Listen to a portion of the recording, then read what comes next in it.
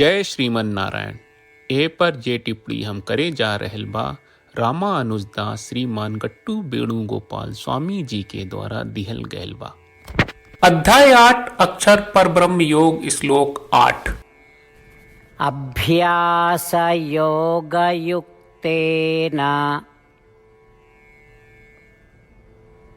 चेतसा नान्यगामिना परमं पुरुषं दिव्यं याति पार्थ अनुचिन्तयन्। ओम। गीताचार्य श्री कृष्ण परमात्मा अर्जुन समेत हमनी सबके अक्षर पर ब्रह्म योग सिखा रहल बानी। परमात्मा कहत बाड़न की अर्जुन लक्ष्य ता हमरा से हासिल होके के बा, ओकरा खातिर रौरा हर समय हमरा पर आपन ध्यान राखे के पड़ी। एकरा के अभ्यास कहल जाला। एकरा अलावा हमार ध्यान करत घरी हमरा के इतना बढ़िया से पूजा करे के चाही कि हम रौरा के हमरा से प्रेम के माध्यम से साफ साफ देख सकीले। ऐसन उपासना या पूजा के योग कहल जाला। मतलब कि ऐसन अभ्यास योग रौरा मन के एकाग्र कर दी।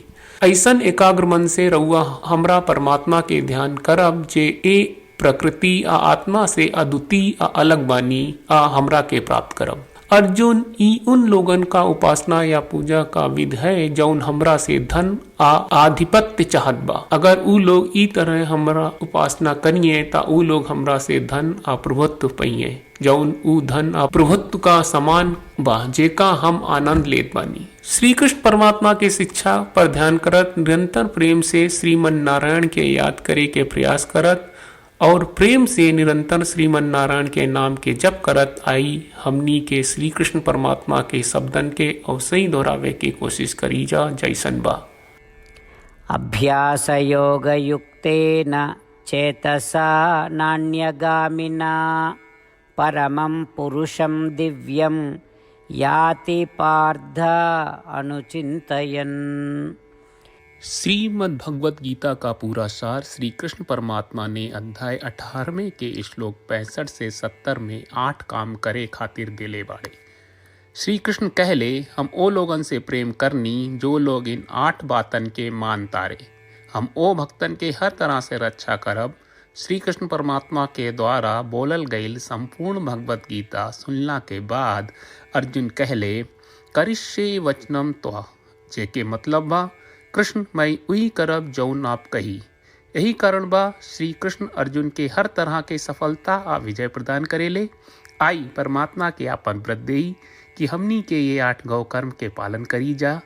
ई वचन परमात्मा के देवे से बड़न कौनो पूजा तपस्या यज्ञ नहीं। हम 8 प्रण कहब जौन हमनी के करे के चाहिए। आप सब कृपया इन्हन के आपन दिमाग और दिल में सोची। श्री कृष्ण के आपन वचन देवे के ई तरीका में हमनी सबकी कल्पना करे के चाहिए कि श्री कृष्ण का चेहरा खुशी से चमकत बा और खुशी के एहसास करत बा।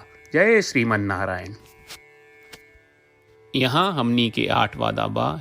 हमनी के पहला वादा, हे श्रीमन नारायण आपका निर्देश के मुताबिक हम हमेशा तोहार ध्यान करब और तोहार बारे में सोचब। हमनी के दूसर वादा, हे श्रीमन नारायण आपका सलाह का अनुसार हम हमेशा आपका भक्त रहब। हमनी के तीसर वादा, हे श्रीमन नारायण हम आपन सब काम तोहरा सेवा के रूप में और तोहरा संतुष्टि खातिर करब।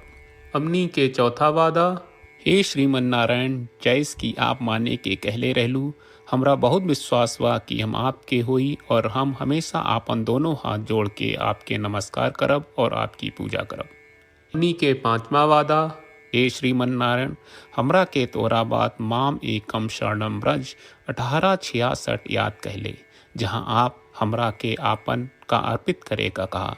श्रीमन नारायण मैं हमेशा तोहरे शरण में रहब। हमनी के छठवां वादा, हे श्रीमन नारायण हमरा के तोहरा बात माँ सुचहा 1866 याद कहले कि आप हमनी के शोक ना करे का आश्वासन दे रहे बड़े। हम अब और शोक ना करब। हमनी के 7वां वादा, हे श्रीमन नारायण आपने हमरा खातिर श्रीमद् भगवत गीता के वितरण करके हम सबके कृपा कहले और आशीर्वाद दहले बा। हम वादा करत बानी कि रोजाना कम से कम एक श्लोक पढ़ब या सुनब। हमनी के 8वां वादा। हे श्रीमन नारायण, आप गीता के पूरा मानवता तक ले गयलू। हम गीता में आपके दिव्य वचन के उन भक्तन तक पहुँचावे के प्रयास करब जे गीता से अपरिचित बा। हे श्रीमन नारायण, हम उई करब जौन तू करे का कहब। हम ऐसन व्यवहार करब जैसन आप चाहत बानी और हम खाली आपका खातिर काम करब।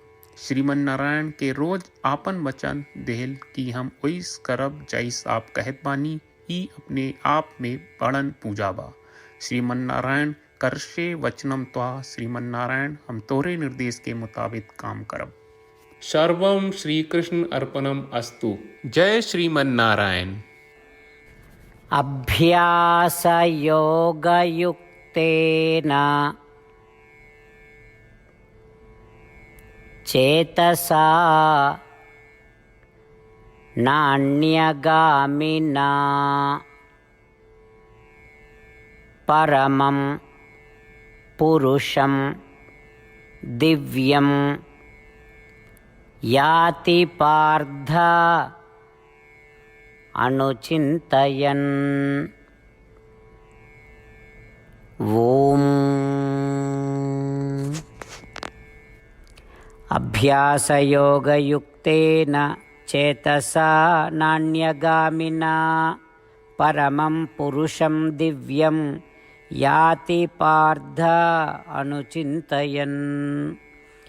जय श्रीमन नारायण। सब भक्त लोगों से विशेष अनुरोध बा, जीवन में हर चीज में हमनी के तत्कालिक और प्रभावशाली परिणाम की अपेक्षा रहेला। एकरा खातिर आइए रोजाना 1 मिनट के समय निकालल जाए और नारायण आश्रम पढ़ल जाए। नारायण आश्रम प्राप्त करे खातिर नारायण आश्रम वेबसाइट पर जाई, जो www.narayanaashram.org है, और पंजीकरण में आपन नाम और ईमेल दर्ज करी। आपके द्वारा प्रदान कईल गई ईमेल पर आपका एक नारायण आश्रम PDF प्राप्त हुई। PDF में एक रामायण श्लोक, एक गीता श्लोक और एक विष्णु नामम बा।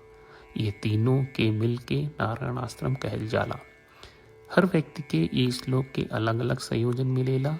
जब हर कोई 24,000 भक्तन के साथ रोजाना आपन नारायण आश्रम पढ़त आ सुनत बा, ता हर दिन संपूर्ण रामायण का 1 दौर, श्रीमद् भगवत गीता पारायण के 33 दौर और श्री विष्णु सहस्त्रनाम स्तोत्र पारायण के 24 दौर प्रतिदिन पूरा होएला।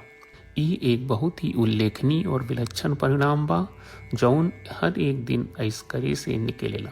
ई कारण बा कि आप और आपके परिवार के सदस्य तुरते जाके आपन नारायण आश्रम प्राप्त करी। जय श्रीमन नारायण।